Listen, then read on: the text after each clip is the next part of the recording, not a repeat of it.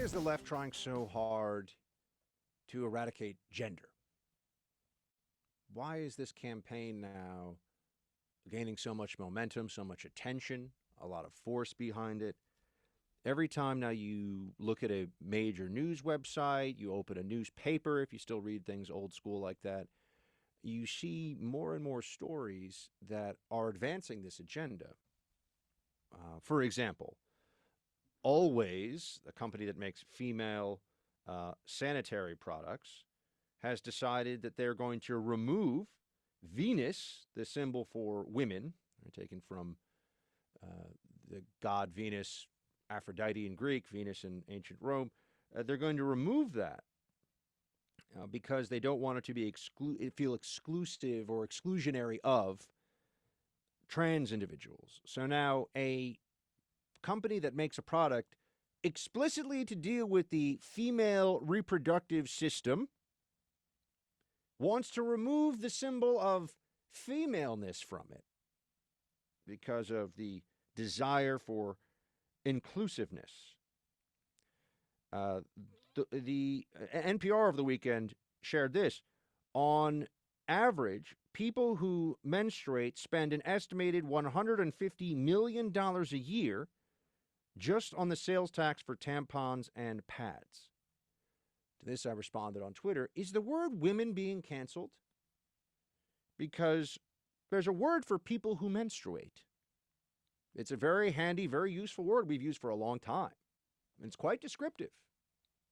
They're called women. But now you will see, and I'm not making this up, you will see propaganda online from particularly the left-wing journo class where they will be shouting down people saying things like, men have periods too. This has become an article of faith on the left. This has become something that we will hear about. Men have periods too. Unfortunately, that is scientifically false. That is inaccurate. Men do not get periods. Women get periods. In fact, this is one of the very basic biological distinctions that exist that separate men from women. You've also had this week a transgender cyclist named Rachel McKinnon who is dominating female sprint cycling. Set a world record, 37 years old, same age as me. Set a world record for the 35 to 39 age category in the 200-meter sprint on a cycling bike. So this is somebody who is biologically male, who is beating, and if you look at this individual, is built, yes, has died. Oh, I don't know. Am I going to run afoul of the PC police? Do I have to say her? We have to let people pick their pronouns now, right? That's what we're always told. Am I going to get in trouble for this? It's a him. It's a man, physically. You can change the name. Rachel is this person's name. No question. You can change your name. Do you get to change your pronouns, though, because you say so? At some point, we might be forced to bend the knee. At some point, the corporate world may say, sorry, you have to do what is new in the English language for the millennia, or for the centuries, I should say, that it has been around in its current form. It is new to do this, but you better do it or else. You better comply or else there will be consequences. I don't plan on running up the side of the hill and getting struck down on this one. Someone has to let me know what the real rules are. But this transgender individual is defeating everybody. And it's no surprise because male biology is different than female biology. And we can sit around and people can say that's mean or that's insensitive, it's unfeeling. How could you say these things? It's just the truth. But increasingly you find that a lot of people do not want the truth. A lot of people on the left reject the truth. They think the truth is mean, and if it's mean or if it doesn't make them feel good, then it should be subverted, it should be contradicted, it should be banned, it should be outlawed. Transgender cyclist Rachel McKinnon is dominating female sports because transgender individuals, if the left gets its way, means the end of female sports. That's quite a plan for female empowerment, isn't it? Women can no longer compete just against other women. They'll have to compete against biological males. 10 years ago, when this was raised during the earlier days of the transgender activist movement, we would be told that this was fear-mongering to say this. I remember, because I was a part of those conversations. I remember debating this issue, discussing this issue. We would say, oh, but you're going to have 10-year-olds who think that they're female start to use the women's locker room and restrooms at a school? Oh, no, that won't happen. Oh, actually, the Obama administration mandated that it would happen in public schools, or else you would lose federal funding. So that's how quickly that turned around. Oh, but you would never have someone who's a biological male competing in, say, a contact and really dangerous combat sport like mixed martial arts. Oh, no, that happened too. What a surprise. The biological male who competes against women in MMA is not only able to beat them, but it's dangerous to those women. It is truly dangerous to them to step into the ring with that individual. So you have to wonder, well, what's left here? Oh, we have reached now the latter stage of the transgender movement's extremism. And we see this playing out in the case of a 7-year-old boy in Texas. Not in California, not in Massachusetts or New York, where I'm doing this show right now. In Texas, in Dallas, no less. Jeffrey Younger is a father in Dallas who is trying to stop his former partner, his former, I believe, former wife, although I'm not even sure if they were officially married, but to stop his former partner, Dr. Ann Georgilis, from transitioning their 7-year-old boy, James, into a female, and doing so involving chemical castration and hormone replacement therapy. This is child abuse. This is wrong. It's medically wrong. It's scientifically wrong. It is ethically wrong. And yet a jury has decided that Dr. Georgilis, who, does anyone want to guess if she's a far left, pro-trans activist individual? I think we all know the answer to that. Dr. Georgilis should be able to continue on with this quest to transition a 7-year-old boy. And I'm not just saying transition as in speak to this boy with female pronouns and make him wear dresses. And they want a 7-year-old boy to take hormone replacement therapy, to take puberty blockers, which, as I've said to you before, nobody really knows the long-term effect of this, because there haven't been any studies of this, because nobody would have thought 20 years ago or 10 years ago that the medical world would be so radicalized that anyone would even think about doing this. But here we are. I want to tell you the story of Jeffrey Younger and his battle to save his son James from transgender activism at 7 years old.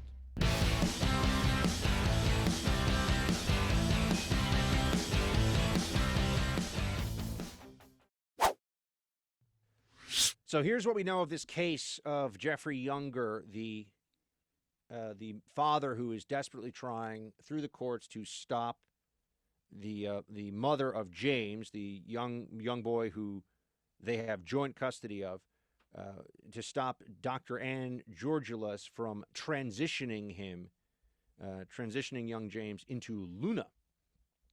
My understanding of this case, and I listened to a lengthy interview that was done here by of Jeffrey Younger, where he explained what had happened.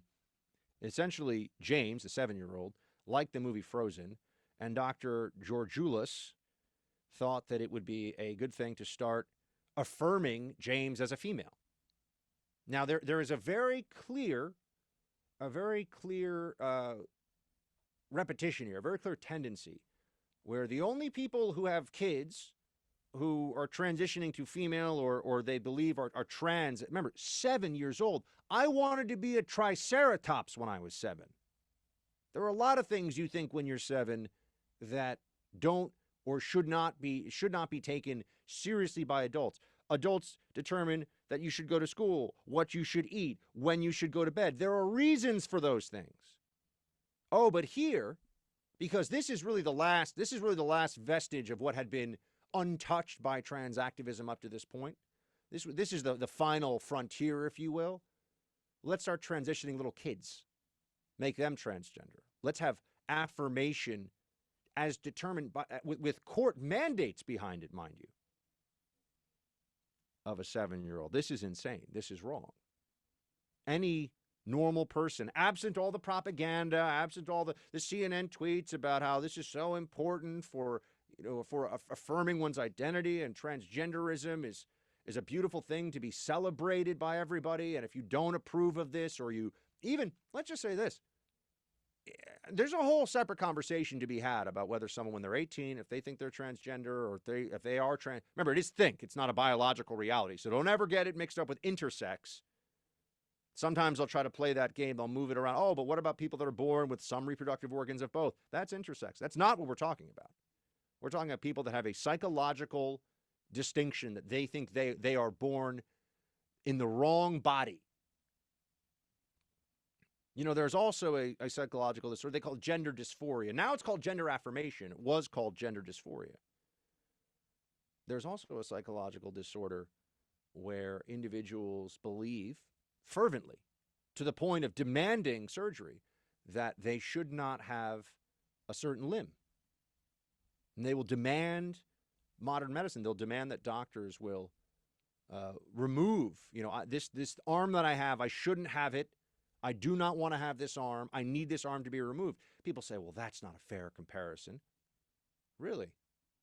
Is destroying all of your body's hormonal balance, which, by the way, just putting this out there, they're going to do this to a 7-year-old. When they do this to adults, there are terrible long-term health consequences. And the outcomes overall, and everyone, you're not allowed to talk about this. There was one doctor at Johns Hopkins University who was head of essentially the sex change operation, which they don't call it that anymore. It's gender affirmation. He was head of the sex change operation part of Johns Hopkins University Hospital in Baltimore. And he's just been run out of the public square, effectively. He's not, because he did this for 20 years, and he would tell people, he wrote articles, I've read them, where he says, look, long-term prognosis here for people who have this surgery is not good. Very high rates of depression, high rates of suicide, and the basic health risks that you take, blood clots, and just messing with all kinds of internal hormonal regulatory systems, and weight gain and obesity comes with it, and all kinds of, I think there's the risks of disease increase in so many ways because you're messing with the internal chemistry of your body. No one really knows if this is how to do this properly, because you're not supposed. There is no proper way to do this. You're not supposed to do this. There's no way to do this in a sense that doesn't, or in a manner that does not have dramatically negative, and that's for adults. You're not going to do this with a 7-year-old? You're going to start giving them puberty blockers? This is disgraceful. But this is the problem with what starts on left sites, and what you see in the media, and this show Transparent, and there's all these different efforts out there to convince people that not only is transgenderism something that should have legal protection, but it must be affirmed by everybody else. It's not enough for you to say, all right, you do you, I'm going to do my own thing over here. No, they require, the leftist activists of transgenderism require that you abandon your religious beliefs, abandon what you think is good for your own child in this case, and you have to sing along with the chorus claiming that this is a fantastic thing. This is a joyous thing. We should all throw a party because a 7-year-old is going to be affirmed in his, now her, they say, gender. This is not an exaggeration. The court in Dallas, up to this point, has enjoined this father, Jeffrey Younger, that he is not allowed to dress his son in boys' clothing. Not allowed. Contempt of court if he does. That he's not allowed to try and convince his son that he is in fact a boy and will be a normal boy and everything is fine. Not allowed to do that. Not allowed to have the son around anybody who also tries, so he can't have another friend or family member who says, hey, young James, you're 7 years old. You're a boy. Just give it some time and let's talk this through. Not allowed to do that. Has to use female pronouns or gender-neutral pronouns in public. This is by court order. I was stunned as I was reading through this last night. Stunned. This is in Dallas, Texas. For those of you out there, and I get this, I get your emails, I get your messages, who think, oh, the crazy stuff, Buck, that's not going to come to, my town. I live in Nebraska. I live in Texas. I live in Indiana. Things here are a little more sane. Sorry. That's why they always go at this from the media level, national level. They want federal judges to enforce this stuff. They want this to be top down. You're not allowed to have the choice. And so now we have a circumstance where this father, I'd be so curious to speak to people on this jury and just want to know how brainwashed they've been. They've given, or I believe they're about to give today, we'll find out, full custody to Dr. Georgioulas to make sure that young James is transitioned into a female. Oh, by the way, by court order, James's father is not allowed to call him James. He has to call him Luna. Not allowed. That his legal name is James on his birth certificate, on any documentation. Now has to be called Luna because the mom says so.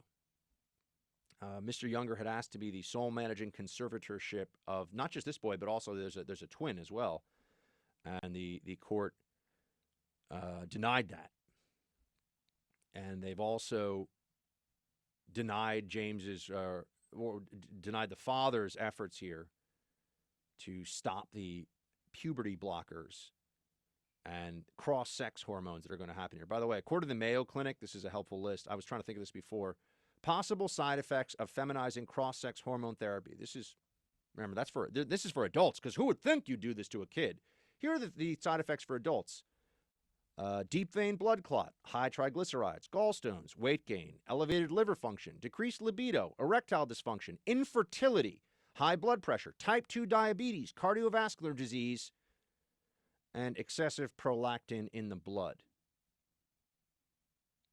That's for adults. What do you think the endocrine system of a 7-year-old will do in reaction to this? And the court that is going along with this should be ashamed. The judge, who is a left-wing female, should be ashamed. None of them are. In fact, the media will celebrate this. They will celebrate destroying this young boy's life. You know why? He's just a sacrifice for the cause. It doesn't matter if this ruins his life, if he's miserable, if this ruins his health, mental and physical. They have to establish that transgenderism is just as natural and just as normal as anything else that a young boy or girl could decide to do. That's what this is about.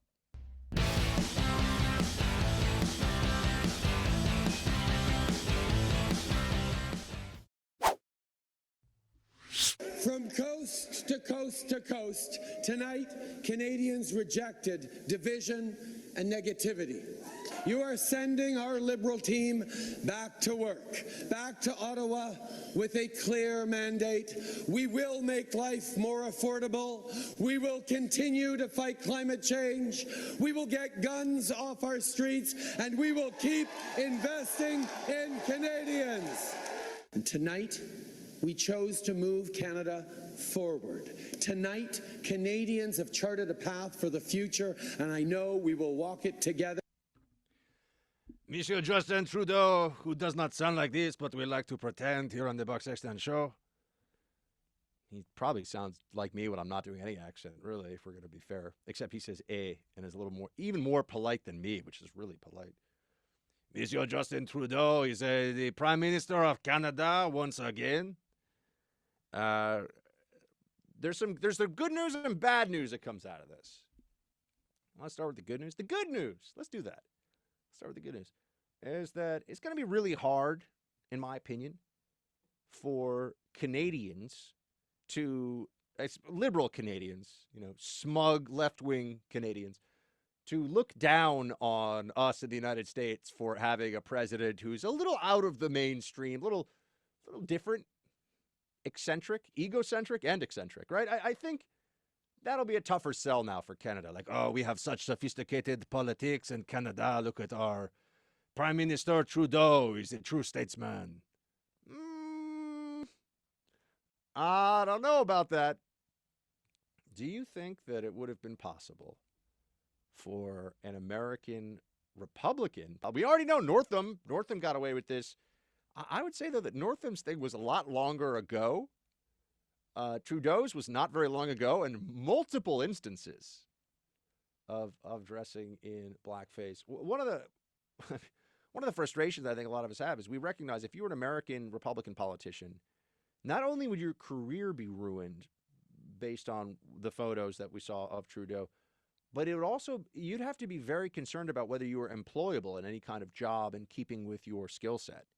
You know, you would be probably relegated to very menial work, and you might have to change your name. Okay, that would be the reality for an American Republican politician. For a Democrat, it would be considered a hit, but you'd probably still keep your job, and as long as you apologized and made sure that you were on the good side of Planned Parenthood and the woke police in Hollywood, you would probably be okay, right? So there's that component of this that's annoying because we would like to either have greater forgiveness and less insanely harsh rules about this stuff for everyone, or everyone has to live under the same rules. But what the left has managed to create is that the rules that the left lives under are different than the rules that the right lives under. And that's the worst scenario. That is the worst circumstance, right? Because that hypocrisy then just festers within our political discourse. Oh, so they can get away with stuff. Trudeau can be like, I am going to take the guns off the streets, and I'm going to make sure the climate change is defeated. The big, bad, terrible climate change. Maybe I should be like, I was going to say Pierre Trudeau, but I think that was his dad. We'd have to come up with, Jean-Paul Trudeau, Justin Trudeau's alter ego. He's slightly more Canadian, French, very tough, very strong. Wears the lumberjack shirt, cuts down the big trees. But Trudeau has managed to win. Now, another part of this I think is interesting is that I think, as from what I saw last night, at least in the polls, he lost the popular vote. He got less votes in total than his competitor did. And yet, because of the way their parliamentary system works, he in fact has cobbled together the majority necessary to be the prime minister. I mean, here the New York Times calls it Justin Trudeau's anemic victory, that he just eked out a win. Here's some of the background on this. Neither the Conservative Party nor the New Democratic Party nor the Green Party had any leader in the hopper who seemed to be able to compete with Kennedy-esque Mr. Trudeau. Oh, that's quite a description. Who scored photo shoots in Vogue and his own comic book cover. He should have been untouchable for an election or two at least, and yet on Monday, Mr. Trudeau's government was reduced to a minority. His party lost the popular vote to the Conservatives. Canada's electoral map is now disturbingly divided between the Liberal-dominated east of the country and the Conservative-dominated west. Mr. Trudeau will likely depend on the support of other parties to keep his hold in power. So there you have it, my friends. This is a close one for Trudeau, but it does raise this issue of when do we get to say that if they're going to have rules where you get a second chance, we have to have rules where you get a second chance. If violations of politically correct conduct in one's background, stretching back for years, maybe even decades, if that's going to be not a disqualifier for liberals, then I think we have to make sure it's not a disqualifier for conservatives either. And that means a refusal to submit to the dictates of political correctness. Yeah, I mean, obviously, when I always say this, you don't apologize because the outrage mob comes for you. You apologize if you mess up, if you did something wrong. I mean, Trudeau clearly messed up. So people should still make amends based on their own actions and the need to have integrity and to be honorable or try to restore some honor. But we're never going to get to a fair place, a level playing ground in politics or in public life if this is able to continue. I mean, you know this. No Republican would have been able to stay in public life after those photos came out of Justin Trudeau. And yet the Liberals of Canada, and I know Canada's a different country from America, but come on. Canada's like America Junior. Let's be serious. It's right there. They speak American pretty much. They're right there, close by. There's some Canadians who listen to this show right now. They're wiping the maple syrup off their fingers, putting aside the hockey stick, and furiously typing at me that, how dare you, sir, compare Canada to America and say it's America Junior. Now, we love Canadians. You guys are like our cousins to the north. But Justin Trudeau, man, we knew this was going to happen. I told you he's going to win. It's not even going to matter that there's such a fraudulence, really, to much of the lecturing and the social justice posturing. Do you think Justin Trudeau, and I know this is more just me postulating here, do you think Justin Trudeau would have been someone who was forgiving and showed grace in response to someone else in politics having the fun? No, I don't think so at all. And I think that that's really part of the liberal mind, that they don't see their own conduct, even when it violates their own standards, is somehow always more justifiable. The conduct of the other, though, must be destroyed. The conduct of the other must be punished to the most severe degree imaginable and possible. I will say President Trump last night did tweet out, let me see if I can find it real quick. He tweeted out a congratulations to Justin Trudeau. There was nothing in it that was snarky or that looked sarcastic, but I do think that Trump particularly enjoyed, especially because the media in this country is always saying all these terrible things about him. Have they changed their minds about Justin Trudeau? The man who dressed in blackface so many times. Megyn Kelly was fired from her job because she said that back in the day, some people would have their kids dressing up as a character, and that wasn't, she tried to just get into the nuance of blackface as a discussion and was fired. And the libs were all saying, oh, yep, sorry. Can't have anybody who doesn't understand how serious blackface is as an offense. Jimmy Kimmel used to dress in blackface as Karl Malone on his show, and actually he painted his face black, painted his entire body black, and no sanctions against him. Now, again, I'm fine with people being able to say, I'm sorry, what I did was inappropriate, I've moved on, I've grown, I'm better, whatever, but that has to be open to all of us. We cannot, we're going to need a divorce from liberal America soon if they continue to think that they can have one set of rules and we will have another. That's going to be a problem for us.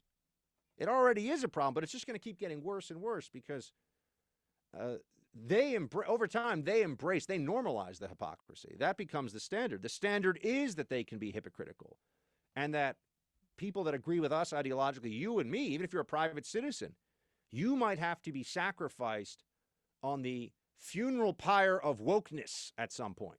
That may happen to you. I'd rather we address this now and understand that people make mistakes. People say stupid things, do stupid things. Contrition should be always be weighed in these situations, and we should all try to be as forgiving of each other as we possibly can. Doesn't mean living a life without consequence, but it means being forgiving when there's room for forgiveness, instead of this situation where Trudeau gets forgiven. Nothing Trump ever does, for example, will be forgiven by our media or the Canadian media, which is, I would note, pretty obsessed with Trump. Sometimes I see what's going on some of these Canadian websites. You think Trump is a bigger deal than anything going on in their own country. Trump is this larger-than-life figure next door. So Trudeau wins the prime ministership by a hair, by his perfectly coiffed hair, because he's Mr. Liberal handsome man that will just get away with everything going forward. Apparently, my friends.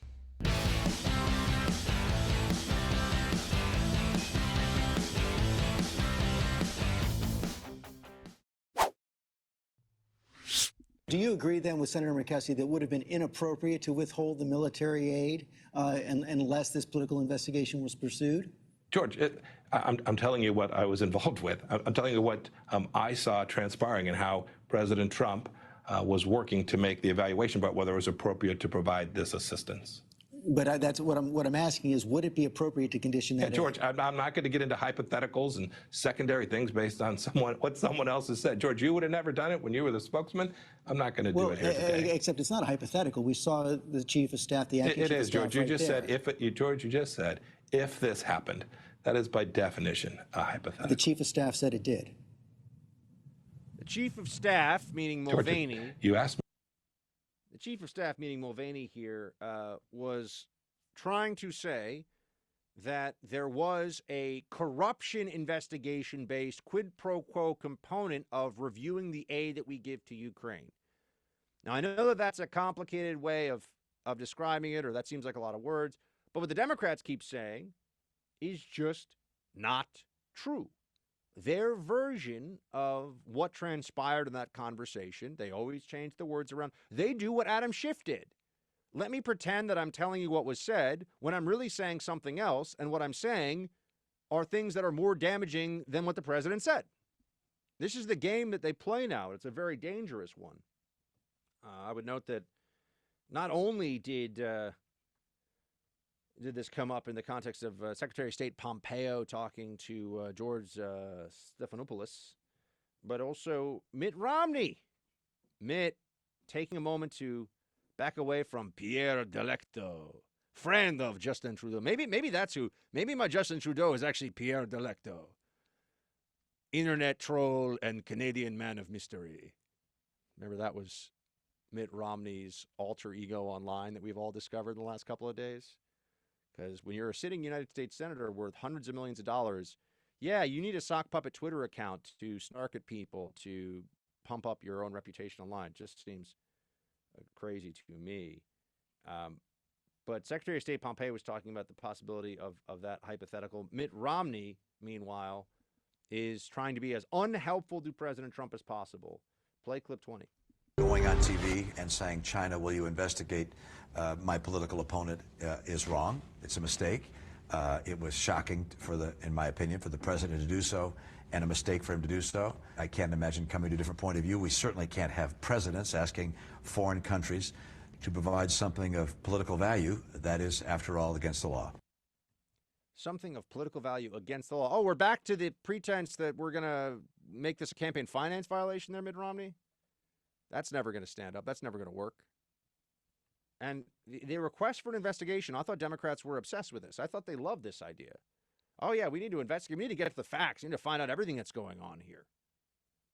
A request for an investigation is not illicit if there's a basis for the investigation. We just went through a special counsel with a faulty basis, and now they're lecturing us about illicit investigations for political purposes. Does any serious person really believe that the special counsel wasn't a giant gift to the Democrats? And the basis for it was lies. The dossier's lies. The way that they set up Papadopoulos and Carter Page, this was all a scam, a conspiracy. Hunter Biden getting $1 billion out of China because his dad was the vice president. I mean, I think you're allowed to look at that. I think people are allowed to ask questions about this. I do not accept, a lot of Republicans that are out there saying this, I do not accept that just because a Biden does it means you can't investigate it.